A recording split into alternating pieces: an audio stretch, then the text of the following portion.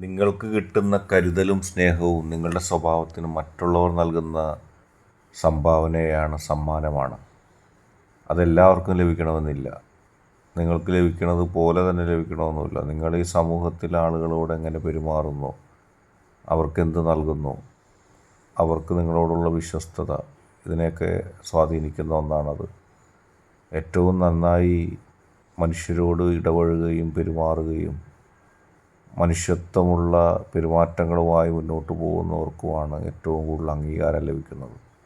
ആളുകൾ നിങ്ങളുടെ ധനമോ സൗന്ദര്യമോ ഒന്നുമല്ല നോക്കുന്നത്, നിങ്ങളുടെ മനസ്സിലെ ശുദ്ധതയാണ്. അത് അനുഭവിച്ചറിയുന്നവർക്ക് അറിയാൻ കഴിയും.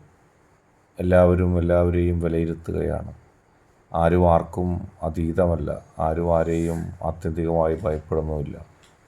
പരിപൂർണമായ നന്മയും നല്ല പെരുമാറ്റവും ഹൃദയവിശുദ്ധിയുമാണ് നമ്മളെ വിജയിപ്പിക്കുന്നത്.